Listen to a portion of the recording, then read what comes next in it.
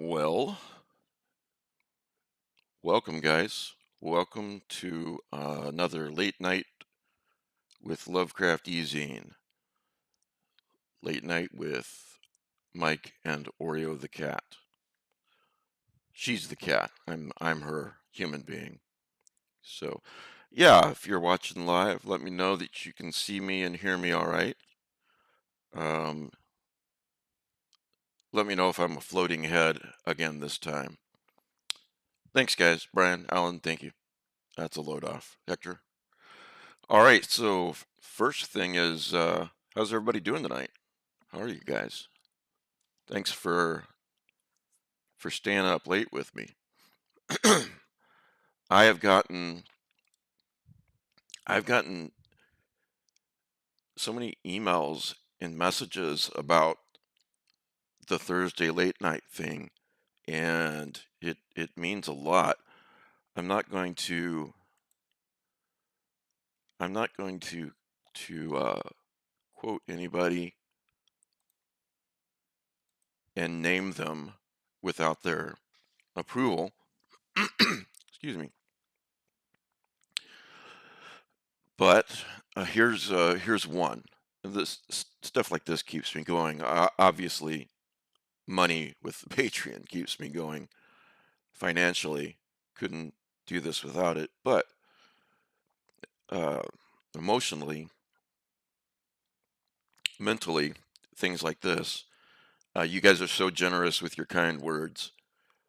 Here's one. An email from the other day. Just saw you published episode 10 of your Thursday podcast, and I felt like writing a few things. You don't know me, but I've been watching the normal Sunday show off and on for a few years. Living in redacted, a guy in my late, I'll say redacted again. I don't really read or watch much movies these days. I'm busy with 9 to 5 work, and then he goes on to a couple of his hobbies and so forth, and his reading. He says in the next paragraph, but I thoroughly enjoy your new Thursday show. Unfortunately, I can't watch live because I have to sleep, but I catch up in the evenings before bedtime. Lying in bed with all lights out, there's something about the mood. You are a very down to earth, pleasant, incredible person, and you run the podcast in a cozy, friendly manner. Whether you talk about books, movies, your thoughts about depression, or Oreo, this simple podcast has more meaning to me than many other things on YouTube. And then he goes on to say a couple of other nice things. He's got a text file on his computer where he writes down my recommendations. So it's just, I felt like sharing that. And I don't know. That's just really nice. Things like that keep me going. Uh, what are you guys up to? How's your week been? It's almost over, right? This is Thursday night, so yeah, one more day for a lot of people.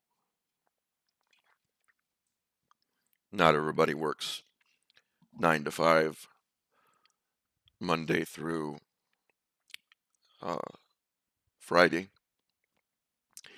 All right, you guys are quiet, so somebody let me know that you can still see me and hear me. Speaking of 9 to 5, wow, I haven't seen this in over 40 years. But you guys remember that Dolly Parton movie, 9 to 5? And it's about these three women who have this real jerk for a boss. And I can't remember all that happens, except that it's hilarious, you know. Man, haven't thought about that movie in a long time. All right, you'll be on the clock till 6 a.m. tonight. What do you do? It's Sheo Conyers. Um, Thanks, Bill. Thanks, Hector. Hector says heading to the mountains again tomorrow evening. While the grandkids are at their dad's for 5 days. What are you doing in the mountains, man? That sounds lovely. Um, yes, I was trying to think of his name, Alan. Dabney Coleman. Uh, Stumble in the kitchen and pour myself another cup of ambition. Yeah, there it is. By the way, did you guys know this? Behind the scenes, Dolly Parton made sure that the TV show Buffy the Vampire happened. She put financial support behind it, and that's pretty cool. It's funny the things that people do behind the scenes that you find out later. Um, so yeah, all right. So for those of you who are patrons, $10 and up level, we are doing a Patreon hangout tomorrow night at the usual time, which is 9 p.m. Eastern, 8 Central, 7 Pacific. And I have a Doctor Who Patreon episode coming up. Oh, sweet. You did? Darren says, I started The Night Country by Stuart Onan from your recommendation. The Night Country is one of my favorite books. I've talked about that book for the longest time. The first chapter of the Night Country, HS, the first chapter of the Night Country is, well, the whole book is amazing, but it's especially amazing from the standpoint of if you like Halloween, if you like autumn, it's just done so well. It's drenched in autumn and Halloween. Stewart did such a great job. I picked up that book in the Urbandale Library about, man, 16, 17 years ago. It couldn't have been out but a couple of years when I picked up that book. And I checked it out of the library and read it, and I was like, wow, this is fantastic. And I've been singing its praises ever since then. And then especially after I developed a following. And then Stewart they did I can't remember the name of the publisher. Probably doesn't matter because all these copies are sold out. But they did what do I want to call it? I hate it when my fibrofog jumps in. It makes me lose words. And another edition of The Night Country. And it is absolutely wonderful. I never could have afforded it, but Stewart sent me a copy. It's really amazing. I got it right here. I'll have to turn on some lights in a second here. I gotta show you guys this. Appreciate you bringing that up, Darren. Okay, here we go. I don't know. Stop me if I've talked about this before, okay? But I just, I just love this book. That's the back. There's the front of this edition, side. It's also on Audible. And then here is the book itself. Pretty amazing. You see things like this throughout the book. And this is signed by Stewart, signed by Paul Tremblay, who did an afterword for this limited special signed edition. And it's also signed by Francois Villancourt, if I'm saying his name correctly, who is the artist. Here's another example of the things that you'll find in this edition. Yeah, guys, it's sort of like there are other books that I wish I had the editions of, um, special editions like this. So I know how you feel. I am just Here's another illustration. He Stuart just, I guess he said thanks for, in his words, championing the book all this time, all these years. I'm not sure that he needed my help, but whatever small amount of help that I gave, um, is great. He's a great writer. He's not real well known, but he's just one of those steady writers that have been doing it forever, you know. And his introduction, Stewart's introduction to this edition is wonderful too. Um, I might ask, I've got some news for you, but I might ask Stewart if I can have his permission to read the first chapter of The Night Country on, drum roll, wait for it. I am doing the Tuesday night live readings. So I've put that on the calendar, but on the eZine calendar, Google eZine calendar, but you don't need that if you don't want it. All you got to do is go to, let me pull it up here. All you got to do is go to the Lovecraft eZine podcast on YouTube, and you'll always see the upcoming live streams right at the top or near the top. For example, I'm looking at that right now, and sorry, Dave. And you can see what's live right now too, which is us. This you can see this Sunday's author, Ananda Lima. Very interesting book, by the way. Extremely interesting book. I love it when books do something really different, and she has. And then horror stories, read live by Mike Davis. You'll see that Tuesday the 18th at 10 p.m. Eastern. So, of course, on YouTube, it always shows up in your particular time zone. So, so yes, that's the news.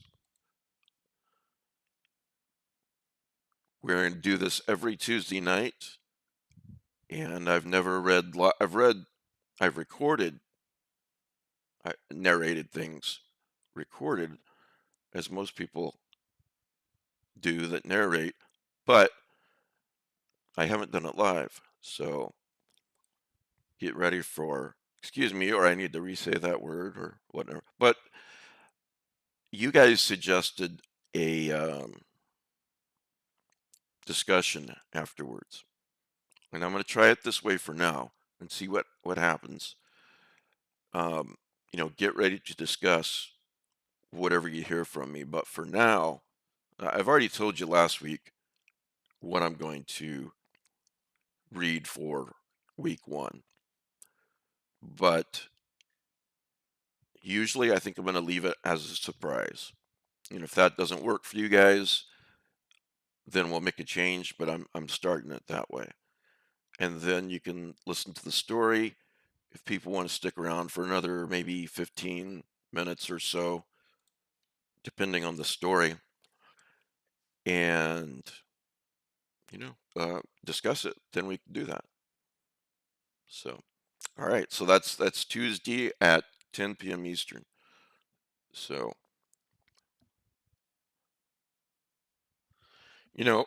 another reason why I wanted to do this late night thing, I remember in the mid 90s, every Friday night I would watch the X-Files. And I remember an article about it somewhere in some news, probably the Des Moines Register, when it moved to Sundays. It was more convenient for a lot of people, but the author said something that there was something about that vibe that all of us geeks who stayed home on Friday nights could um, watch the X-Files, together, in a manner of speaking. That's what you get from live, isn't it? By the way, whoever it was that said that the Paul Tremblay podcast on Sunday was good, thank you. Um, I thought maybe I was a bit off my game, but I guess it was all right.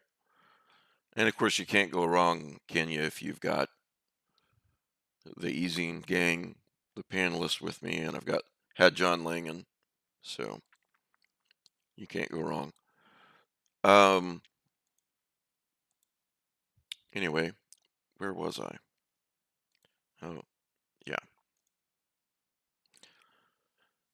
So I'm gonna do that. Patreon hangout tomorrow night, and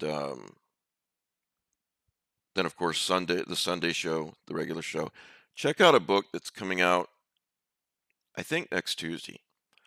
It's called Craft: Stories I Wrote for the Devil by Ananda Lima. Um, I'm just gonna pull this up and on Amazon real quick and read this for you. It comes out on Wednesday the 19th. So I've been reading it, and the writer will be with us on Sunday. At a Halloween party in 1999. Yeah, and thanks for leveling up there, Chaz. I appreciate it. All right.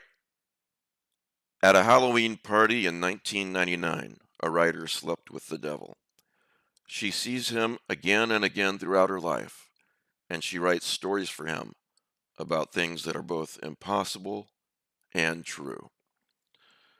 Lima lures readers into surreal pockets of the United States and Brazil, where they will find bite-sized Americans in vending machines and the ghosts of people who are not dead.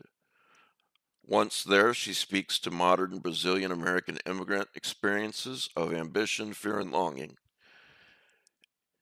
and reveals the poriousness of storytelling and of the places we call home. With humor and exquisite imagination and a voice praised as singular and wise and fresh, Lima joins the literary lineage of Bulgakov. Am I saying that right? Lispector and the company of writers today like Ted Chiang, Carmen Maria Machado, and I won't even attempt this one.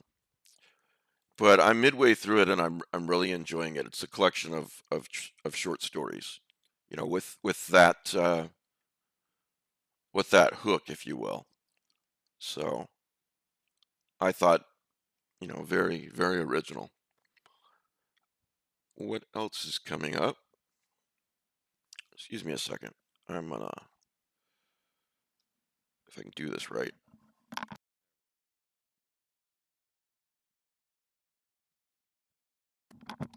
Sorry about that. I had to mute while I itched my ear because I didn't think you guys wanted to listen to me banging the headphone around.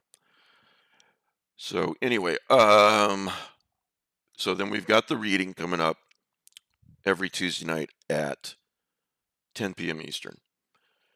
And as far as Patreons go, we've got Evil episode 2 coming up, and that'll be neatly put in its own collection in Patreon, so you can easily go through all of those episodes. DeBronzo and I and Alan and who else was with us, Alan, the other day when we recorded it? We talked about Evil Season 1, Episode 2. And it was a good conversation. And Matt, yes. How could I forget? He was going on and on about all the medical stuff, which, granted, they really took some liberties. Um, so that'll be up in the next day or two. We've got a Doctor Who episode coming up with Corey Herndon and with Mark Geyer. Hope I'm saying that right, Mark. That'll be coming up in the next week or so. Just us chatting about Doctor Who. And those two guys are experts.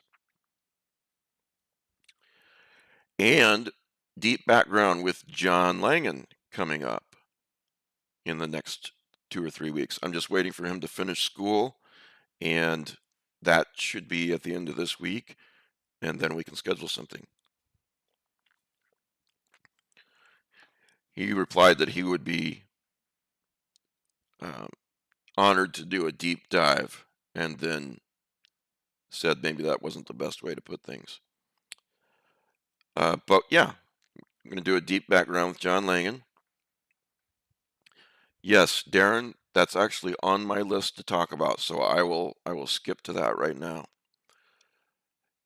The I was actually about 75% through it. I'm either going to hit the publish button tonight or tomorrow morning, so it's coming right up.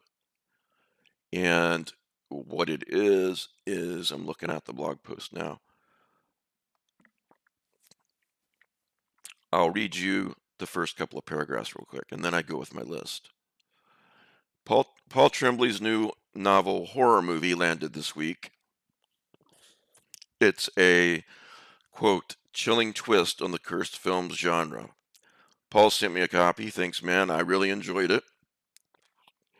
And I interviewed him about Horror Movie this past Sunday with help from John Langan and the Lovecraft eZine podcast gang. Read the book. Danielle just fixed spaghetti, and man, it was awesome.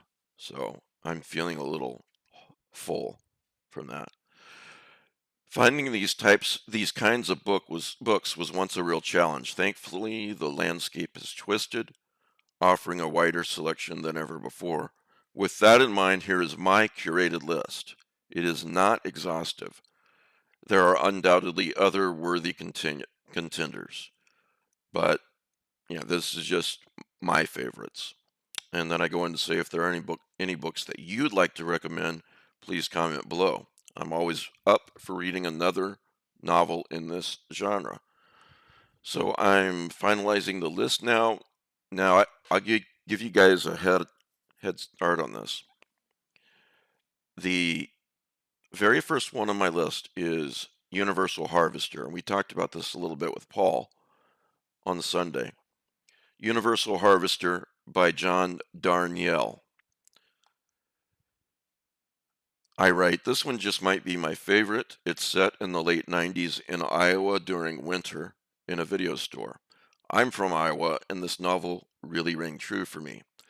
It's an ambiguous story, so just know that going in. But then again, life can be pretty ambiguous. And life in a small town takes a dark turn when mysterious footage begins appearing on VHS cassettes in the local video hut. No, it does not have to be horror fiction. In fact, I would argue that Universal Harvester is not horror fiction. It's it's it's a novel. It's a weird novel, but it's just a novel. Jeremy works at the video hut in Nevada, Iowa. It's a small town in the center of the state. This is the late 90s, and even if the Hollywood video in Ames poses an existential threat, there's some irony for you, there are still regular customers, a rush in the late afternoon. It's good enough for Jeremy. It's a job quiet and predictable, and it gets him out of the house where he lives with his dad and where they both try to avoid missing mom, who died 6 years ago in a car wreck. You liked it too, Shay? I'm glad.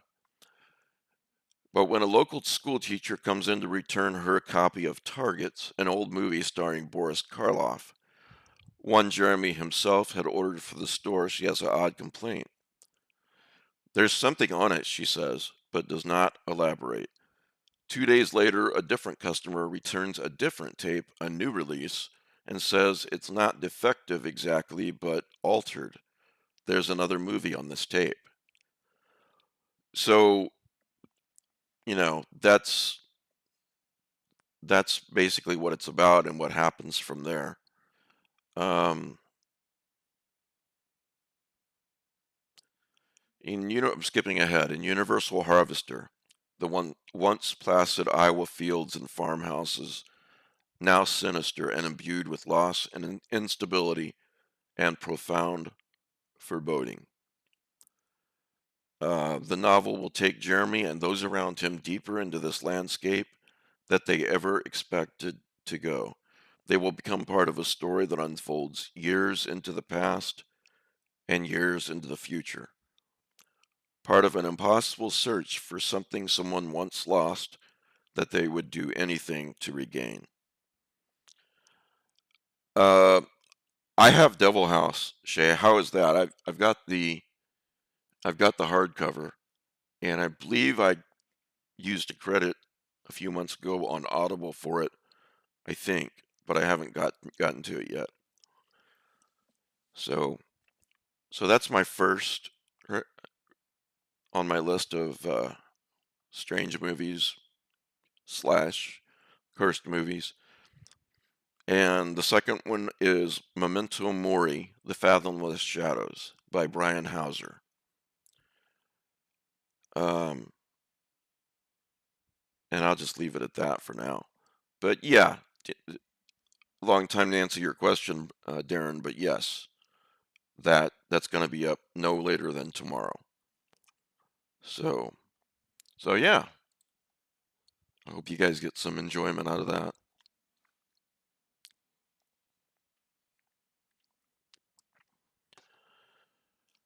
Now, right now, one of the books I'm reading, in this case, I'm rereading, is a book called Majestic by Whitley Strieber. Now, before I read this the first time, right away I had a wall up, because he's the guy who wrote Communion. He's a big believer in, UFO sightings and all that. Which is fine. He can believe whatever he wants to believe. But he's a really good novelist.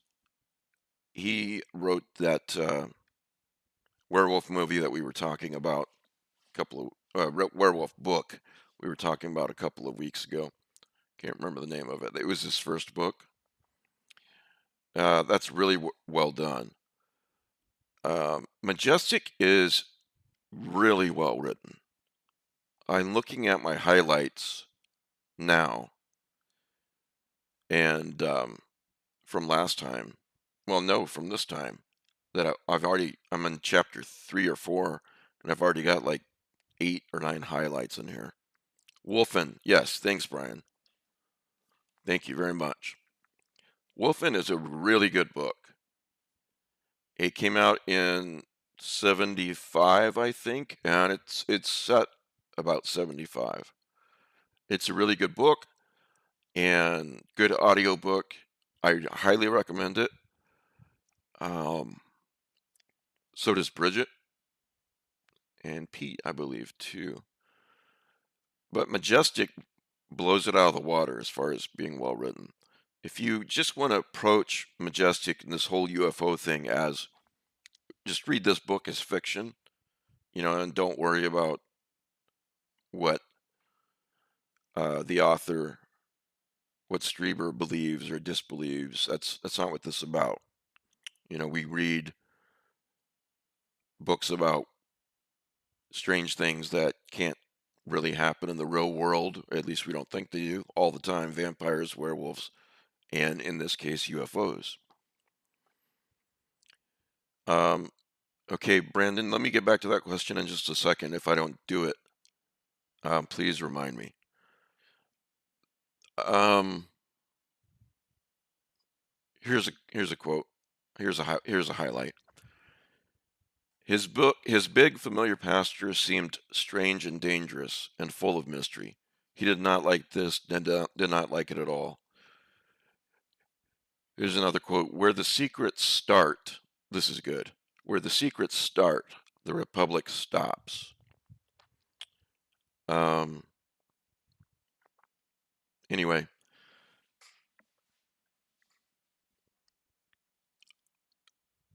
I'm rereading it, and there's a reason for that. It's just a really, really good book. So if you haven't read it, check it out. I just wish that it was available as an audiobook as well. I would love that. So the heck did I do with my notes?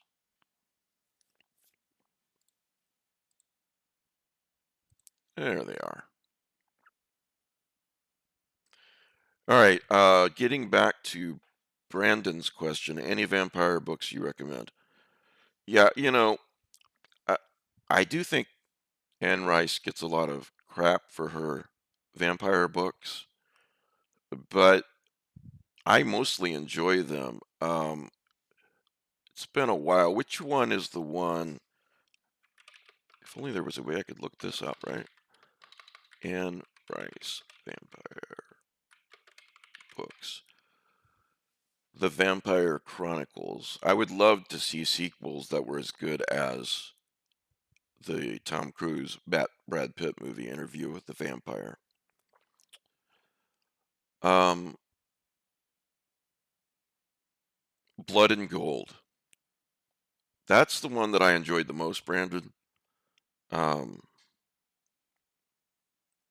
it's about the vampire Marius, who's been around for about 2,000 years. Um, so there are other ones that I'm not thinking of right now. Yeah, The Keep, but is it a vampire book? Yeah, Matt did buy Strieber's house in Texas. That's a story. I have to remember to get Matt to tell you guys that story again.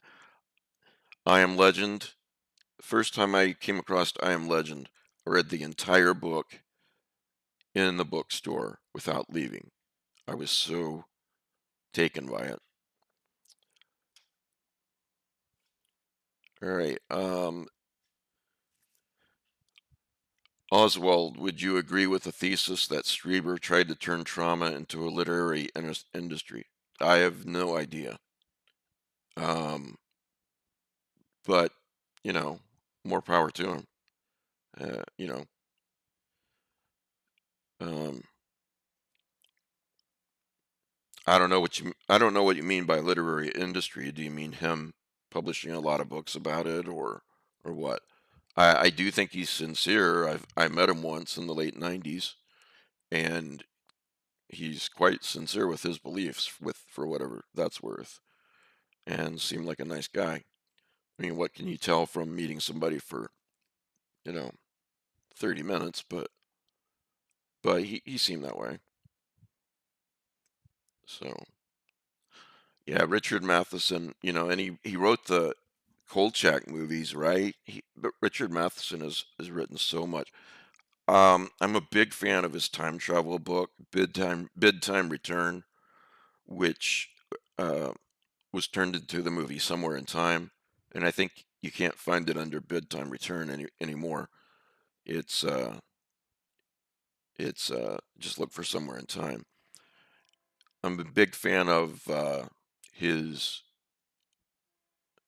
uh, book, Bid Time Return, and that was made into a movie with Robin Williams.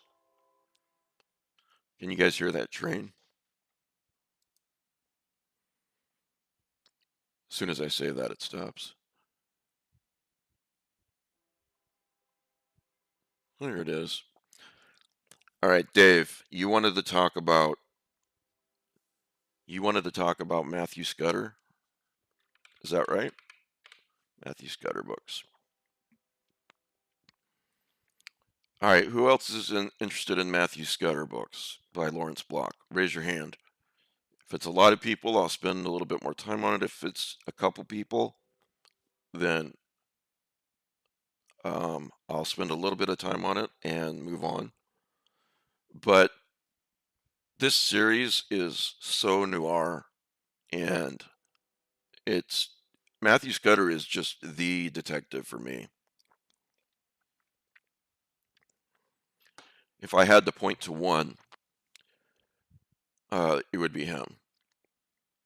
Now, this is a guy who used to be a cop until a couple of years ago before the first book. The first book is titled The Sins of the Fathers, and it came out in 1976. And it's a short book, really good book, really good introduction to Matthew Scudder.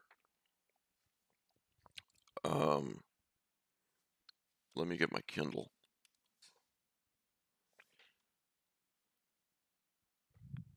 One second.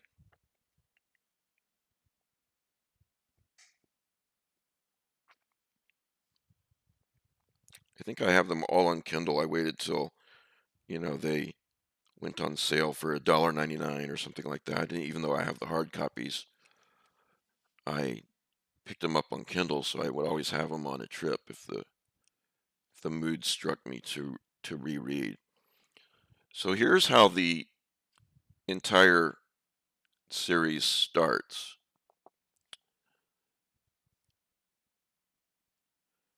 Father of a the father of a girl who was murdered is talking to Matthew Scudder in one of the bars that Scudder frequents, and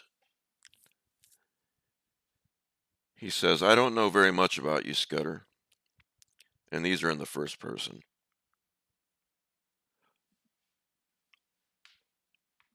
Wow, 900-page short story collection, Brian. Holy crap, that's awesome. I knew a little about him. His name was Cale Hannaford. He was around 55 years old when I first read these words. I thought 55 was incredibly old. He lived upstate in Utica, where he had a wholesale drug business and some real estate holdings. He had last year's Cadillac parked outside at the curb. He had a wife waiting for him in his room at the Carlisle. He had a daughter in a cold steel drawer at the city mortuary. Matt Scudder used to be a cop, and now is he a private detective? Oh, but wait, no. He goes, and now you're a private detective, says to Matt. Matt says no. A Long Line of Dead Men is my second favorite book in the series. That's an incredible novel, and with a really unique plot. With this club of men. Anyway, he goes, "You're a private detective." Matt says, "No. Private detectives are licensed. They tap telephones and follow people. They fill out forms. They keep records, all of that. I don't do those things. Sometimes I do favors for people and they give me gifts." And he says, "I see." Um, I took a sip of coffee. I was drinking coffee spiked with bourbon. Hannaford had a Dewar's and water in front of him, but he wasn't taking much interest in it. We were in Armstrong's, the old famous Armstrong's, a good sound saloon with dark wood walls and a stamped tin ceiling. It was 2 in the afternoon on the second Tuesday in January, and we had the place pretty much to ourselves. A couple of nurses from Roosevelt Hospital were nursing beers at the far end of the bar, and a kid with a tentative beard was eating a hamburger at one of the window tables. Um, so, stuff like that. Starts in 1976. I actually read A Stab in the Dark first before I knew it was a series, and I was, geez, 19 years old, something like that. And then I just devoured what was what was available till then. That was about 1990 when A Ticket to the Boneyard came out. So I devoured everything up until then. Dance at the Slaughterhouse came out in 1991. Yeah, Raymond Chandler, I do. But Matthew Scudder's the ultimate for me. Now, before I forget to say, A Walk Among the Tombstones is a dark, dark book. They're all pretty dark, but this one's really dark. And it was made into a movie uh, titled, wait for it, A Walk Among the Tombstones. And let's see, I can't think of that. Walk Among the Tombstones. Right, starring Liam Neeson. I blanked on his name. Now, I don't, I've heard from Block that he doesn't really care for the movie. I don't want to speak for him, but I believe that's the case. I actually liked it. Um, It's a very dark movie. If you're looking for a noir movie to watch, I mean, check out the trailer. I don't have the same rules about trailers for mystery movies that I do about horror movies. Check out the trailer for A Walk Among the Tombstones, and yeah. I think Liam did the character of Matt Scudder right, and I think the general plot and atmosphere of the book was done right. I have a couple of minor complaints, but what fan doesn't, right? So anyway, check out that movie. It won't ruin anything for you. If you're in the mood for a movie, uh, by all means, watch it and let me know what you think. I always want to know what you guys think of my recommendations. But so here are the words that first hooked me on Matthew Scudder. I started with Stab in the Dark because I didn't know it was a series. So here was my introduction to Scudder. Okay. I didn't see him coming. I was in Armstrong's at my usual table in the rear. The lunch crowd had thinned out and the noise level had dropped. There was classical music on the radio and you could hear it now without straining. It was a gray day out, a mean wind blowing, the air holding a promise of rain. A good day to be stuck in a Ninth Avenue saloon, drinking bourbon spiked coffee, and reading the Post story about some madman slashing passersby on First Avenue. That last bit is highlighted, by the way, starting with "It was a gray day out." So that's the first paragraph. That's what hooked me on Matt Scudder, Dave. So if you like noir, Dave, if you like mystery, you really can't go. You can't. This doesn't get any better in my book. It's all subjective, but yeah, you're welcome, man. Thanks for asking. Now, there's one book at the end of 8 Million Ways to Die. Uh, Something important happens. That's the fifth book. And Block was going to stop there. He didn't think he had anything else to say with the character. Ironically, he wrote another dozen books after that. But then he wrote a flashback novel, uh, kind of like Sherlock Holmes. Um, it's called When the Secret Gin Mill Closes. You guys may have heard me talk about it. Pete Rollick was good enough to get me a really nice edition of this book. And by the way, it's on Audible and it's read by, I can't remember his name. I don't think he's alive anymore, but the perfect narrator for this book. It's just absolutely perfect. You can read When the Sacred Gin Mill Closes without messing up anything else because it is a flashback novel. Um, and it's about the mystery, but it's about his life and the way he lives it back then. Basically, hanging out in bars. He works for himself and he doesn't need much. He's rent controlled and he works as little as he can. So, yeah, The Sins of the Fathers is the first one. You can just Google Matthew Scudder books in order. I'm sure you know that to get the order to read them in.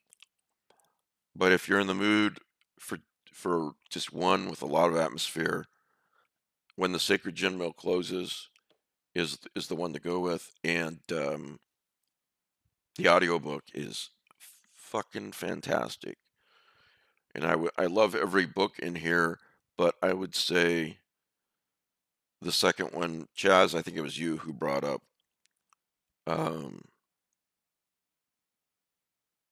A Long Line of Dead Men. It's got a really unique plot. The only Matthew Scudder book I don't like is the one that came out a couple of years ago. It's just a novella, and I don't know what the hell Block was thinking, so I try to pretend like it doesn't exist.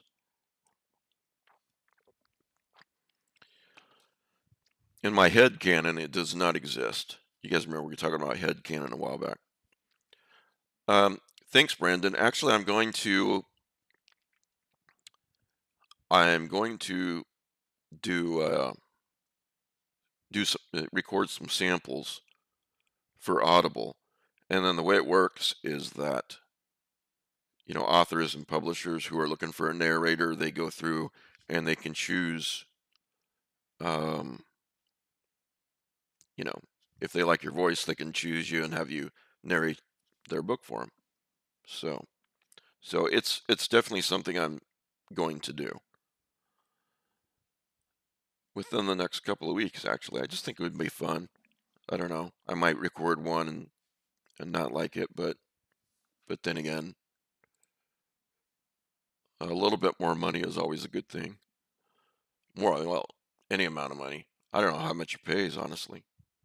I guess if you're really sought after, you make more than if you're beginning, which is pretty much like almost every field, right? But oh, I know what I lost my train of thought there. Yeah, Joe was a great reader, man. Um, Cisco's a great reader too, Michael Cisco.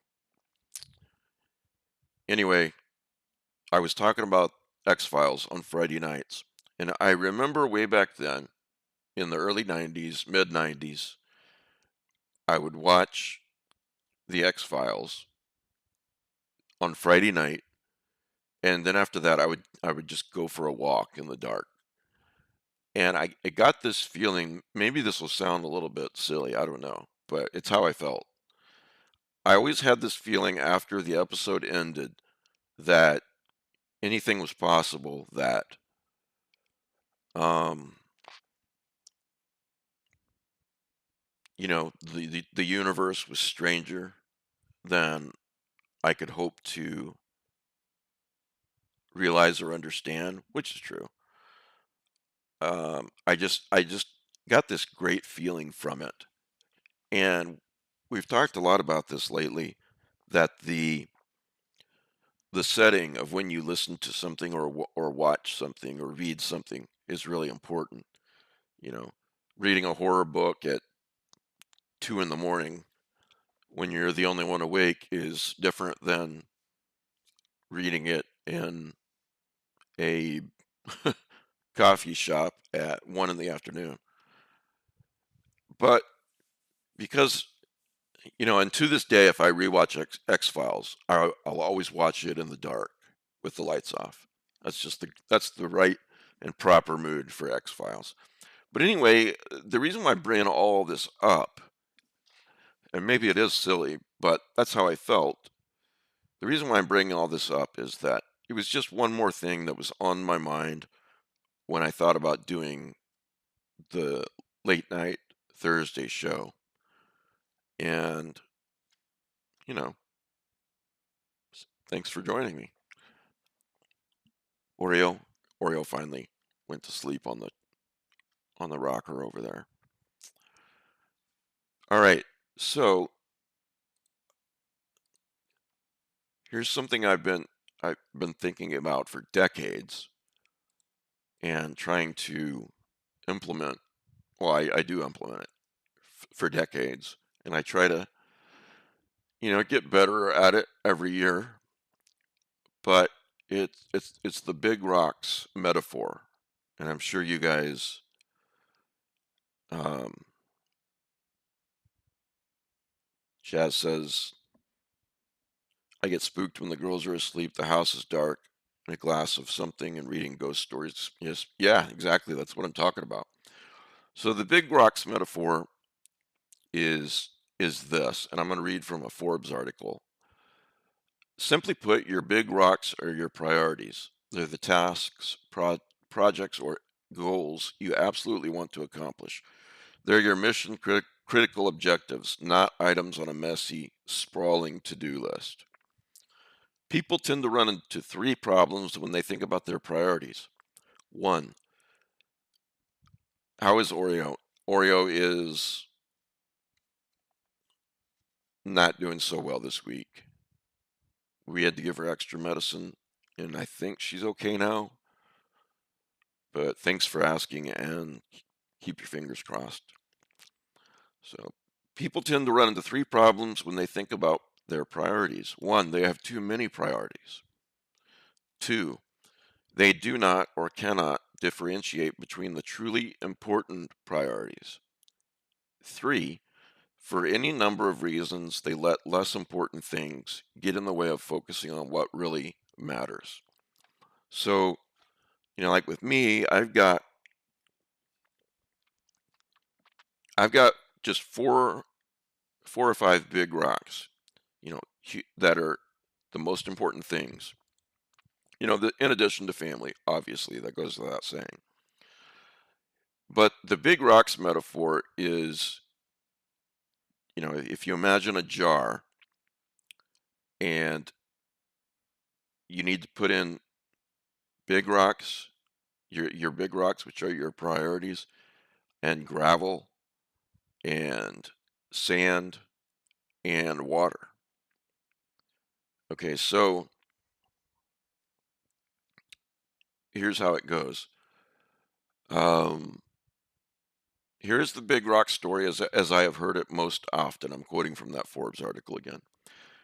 An expert on the subject of time management, Stephen Covey, I believe, was lecturing to a group of business school students, and to drive home a point, he used an illustration these students will probably never forget. I bring all this up because it has really, really helped me over the years.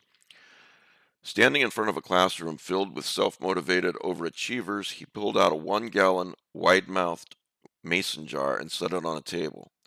Then he produced a half dozen fist-sized rocks and carefully placed them one at a time into the jar. When the jar was filled to the top and no more rocks would fit, he asked, "Is this jar full?" Everyone in the class said yes. He said, "Really?" He then reached under the table and pulled out a sack of gravel. He slowly began dumping the gravel in, pausing to shake the jar as he did. Excuse me. And as he did, the gravel could work itself down into the spaces between the big rocks. Then he smiled and asked the group once more, "Is the jar full?" And some of the class were starting to catch on. Probably not, one of them called out. "Good," he said. Next, he reached under the table and brought out a bag of sand. Ditto with the sand. And then last, he grabbed a pitcher of drinking water off the desk and began to pour it in until the jar was filled to the brim. Then he looked up at the class and he said, "What's the point of this illustration?" One eager student raised his hand and he said, "The point is, no matter how full your schedule is, if you try really hard, you can always fit more things into it." "Nice try," the speaker said, "but that's not the point at all." The truth of this little mason jar illustration teaches us, the truth that this little mason jar illustration teaches us is simple but powerful. If you don't put the big rocks in first, you'll never get them in at all. So, some of you, I think, are familiar with this, and others are not, but always a good thing to remember. You can't put in the water, the gravel, the sand in, and then try to fit in, four big rocks, for example. It just doesn't work that way. So, the illustration is the big rocks are your priorities. The jar is time, whether you want to think about it as a day, a week, or whatever. And you have to concentrate on the four things. In my case, it's four. No, actually, it's five. Sorry. Um, that are the absolute most important. And then after that, whatever you get done or you don't get done, it's at least you've got you've got your priorities taken care of no matter what. So anyway,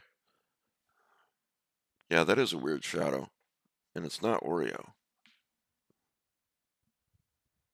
Hmm. Now I'm thinking of the uh,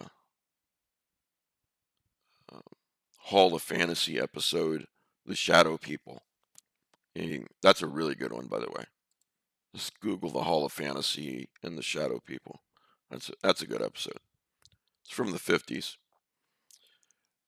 Anyway, I hope that helps some of you, and for those that it doesn't, thanks for putting up with me. Um, what else do I have to talk about here?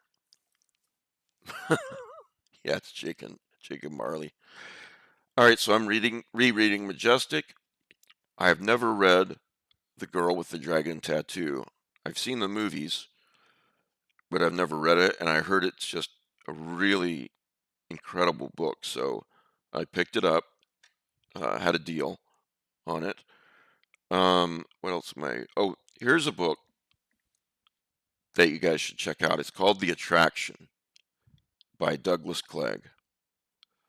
And my Kindle doesn't want to. There we go. It's called The Attraction, and it's by Douglas Clegg. And it's basically, it's a novella, by the way. It's set in the 70s, and these college kids go off on a road trip. And mayhem, mayhem, mayhem. But listen to how it starts. Watch the desert. It is out there, this abomination. Keep an eye along the ridge over that mesa after sundown. You can hear it sometimes when it's completely dark. So dark, even the stars have died out. In the southwest, in Arizona. Not among the cities and towns, out where the scrub brush and the ocotillo cactus take over the landscape.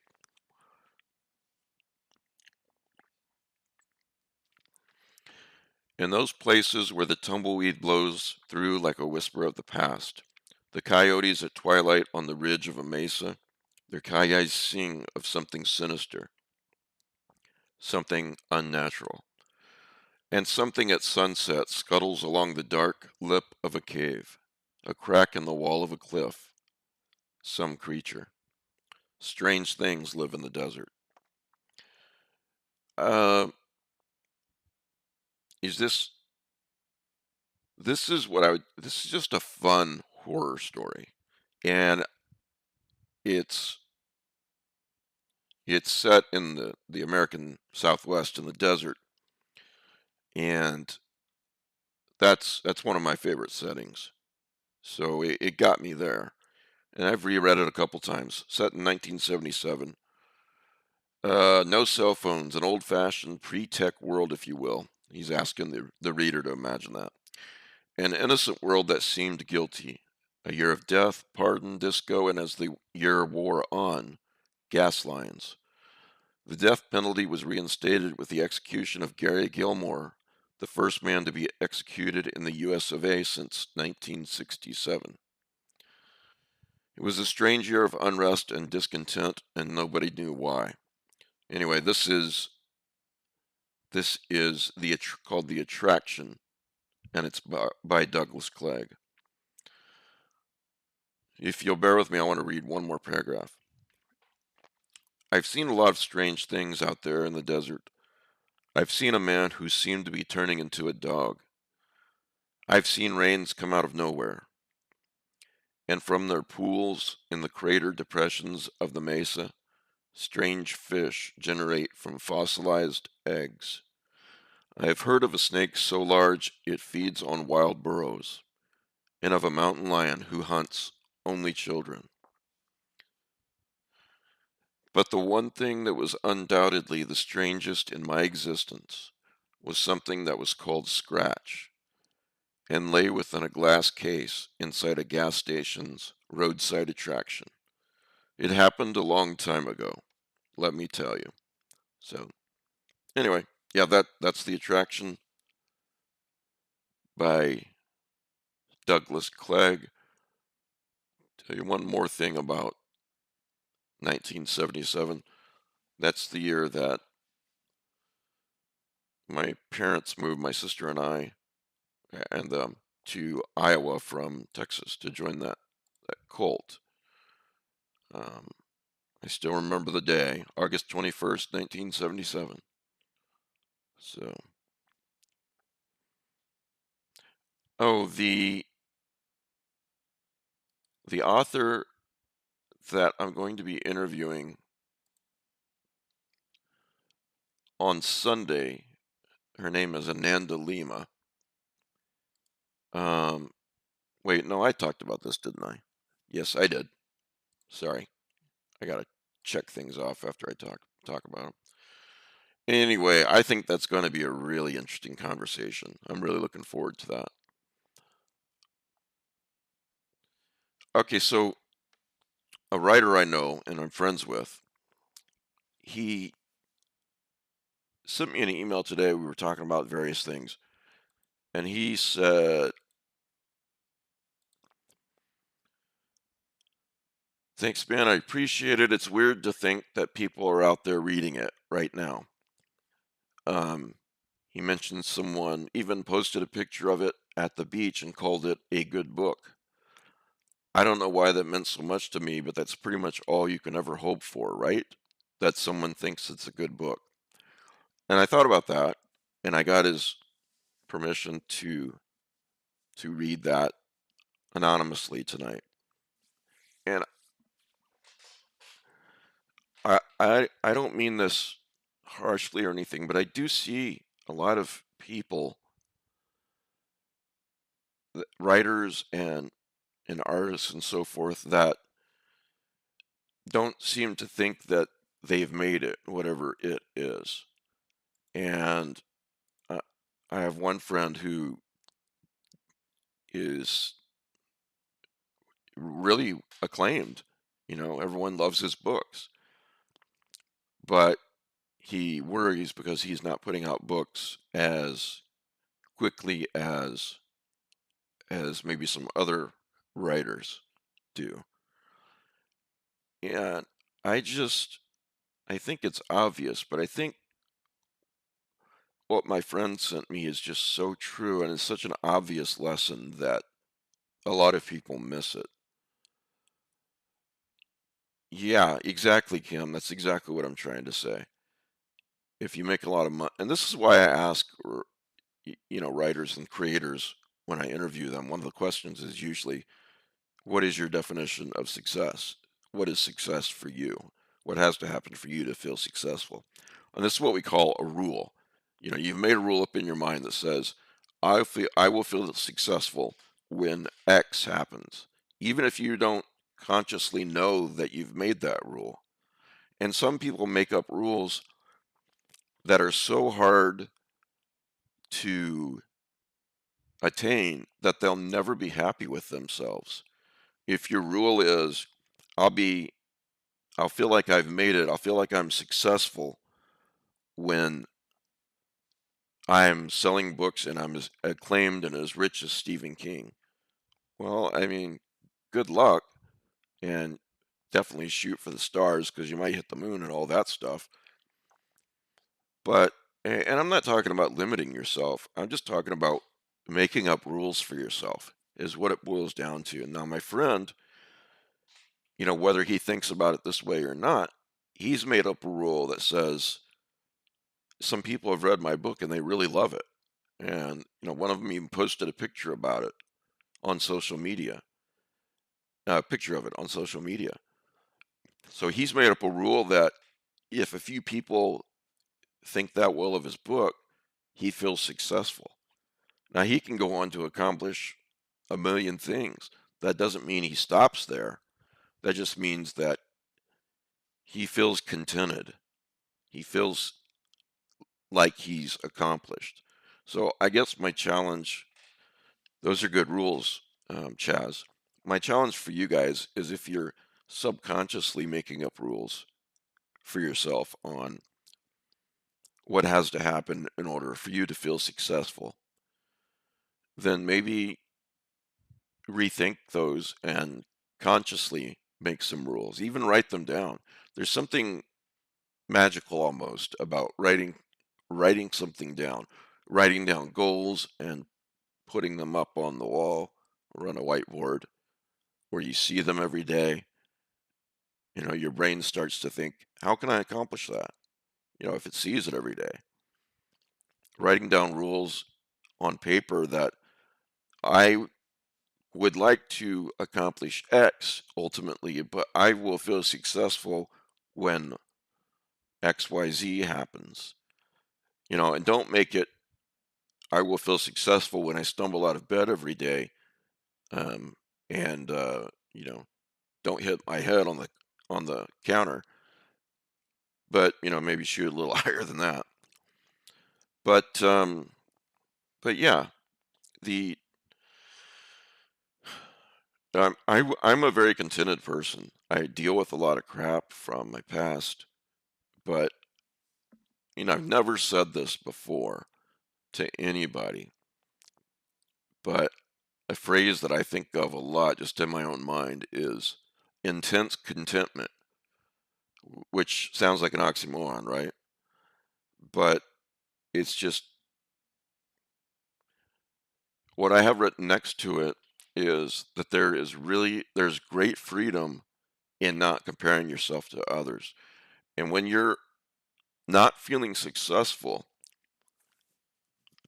I know a lot of writers and artists don't feel successful because they are comparing themselves to other people, and your only comparison should be with yourself. You know, I asked Paul about this on the Sunday podcast, and he had some really wonderful things to say about it. And he said something very similar. Where were you 5 years ago? You know, just I think of it as leveling up, like in a video game. When you play a video game, a one-person video game, put it that way, you're not worried about what other people are doing in that video game. You're you're just getting better for yourself each time. So I don't know. No press is bad press. Is that what I'm talking about? Or but yeah, I mean, if now if my friend here achieves a lot of money, a lot of fame, then I hope he does.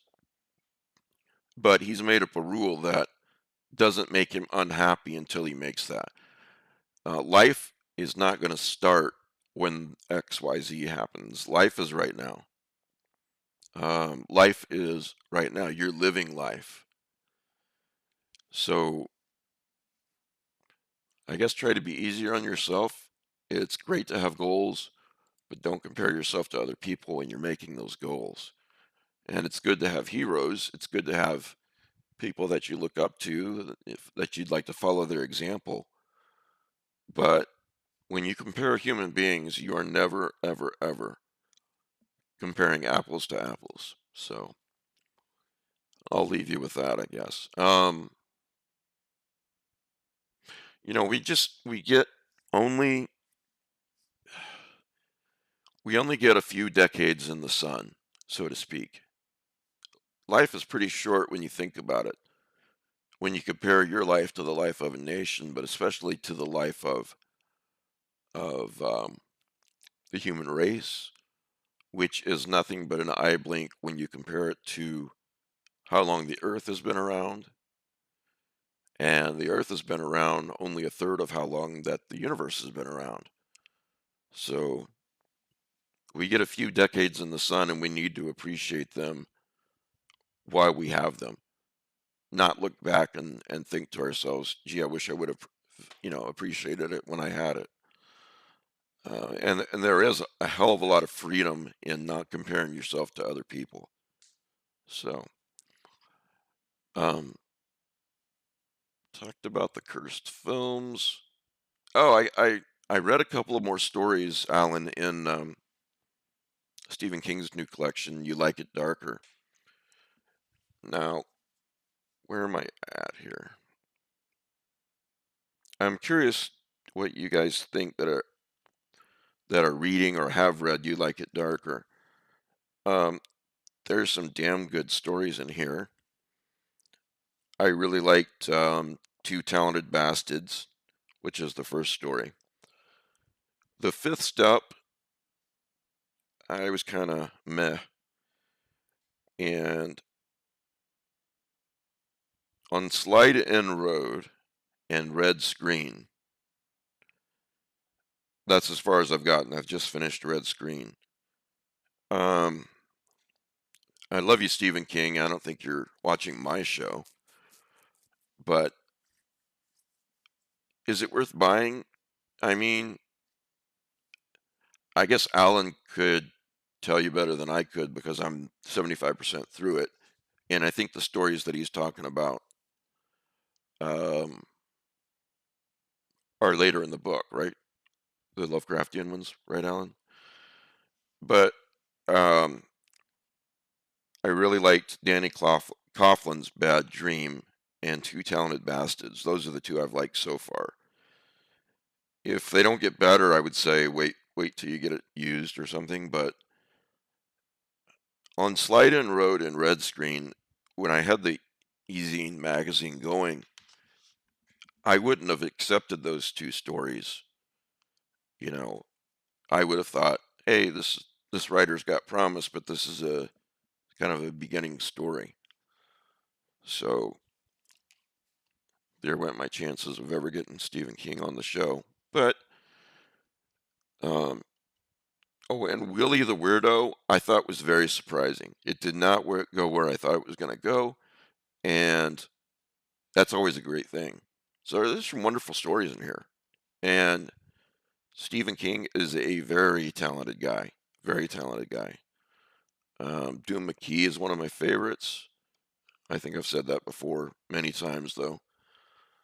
Um, so talked about the attraction. Okay, you guys, we're over. Hector, that is very well put. King is more of an old friend at this point. Reading him is like a visit. Yeah, very well put. Do you guys have any questions or anything else you want me to talk about before we call it a night? I can't believe that I get just as many people, if not more, watching live and then watching the archived version of Thursday Night Live. I appreciate you guys. It's humbling. I'm started it as a kind of a test, and I'm glad that you like it. How do you know when to give up on a book? Good one. How do you know when to give up? Okay, I'll give that some thought, Alan. And I don't know off the cuff if I can think of a lot of Matheson's short stories. When I think of Matheson, I think more of his novels, to tell you the truth. Um, oh man, Dave, thank you. Appreciate it. See, I talked about the current books I'm reading. If you're looking for something to listen to, Tower 4 is an audio drama. It's on Spotify and probably elsewhere. I don't know. I have Spotify. And I'm listening to it on Spotify and I really like it. It's about this guy who takes a job as a fire watcher, I guess. I didn't know jobs like this existed. And so he's all alone on this tower for months in the woods, and basically his job is to live there and watch for fires and alert mission control, I guess, if he sees a fire. And there are other towers, people on towers, and the only one that he can is close enough to chat with by radio is a woman who is in Tower 3. So I'm on episode 5 and I really like it. Sorry, let me write this down. More new RRX. Okay. I gotta write things down, otherwise right now I'm writing down next week. How do you know when to give up on a book? More new recommendations. Hope if I could talk. M-O-N type. I'll say it again about Universal Harvester. If you haven't read it, I really like it. And if you're the kind of person who likes Paul Tremblay's work, you know he can be pretty ambiguous in his novels, then you'll probably like Universal Harvester.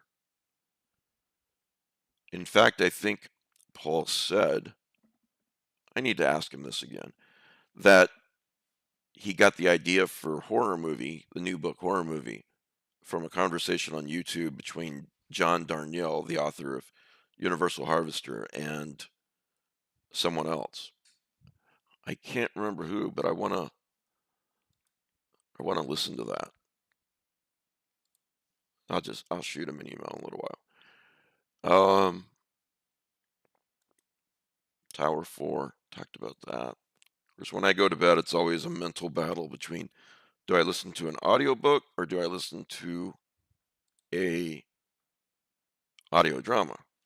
So anyway, thanks for all the kind words, guys. If you guys want me to, we can talk more about the cult stuff in future episodes. Um, if not, then I won't bore you with it. I guess my two strongest, for tonight, my two strongest recommendations, besides the Matthew Scudder books, is Majestic by Whitley Strieber and Universal Harvester by John Darnielle. So,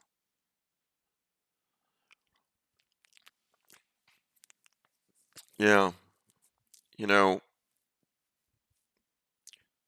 mental illness to certain extent runs in my family.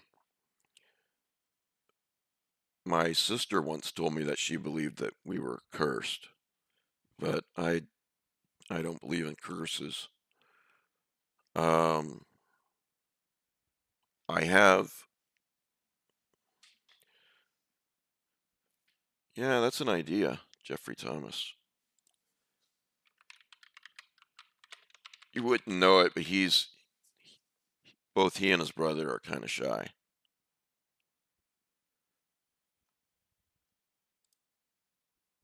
I found out one day, just out of the blue, that my nephew, my only blood nephew, had been arrested for murder. Um, Next obvious question is, did he do it? Yes, he did. And he's serving a very long sentence in an Iowa prison. And it's hard because I picture him as the little kid who, even the little baby that I had up on my shoulder, you know, and, it's just life can go so wrong. So when it goes right, um, really appreciate it, you know.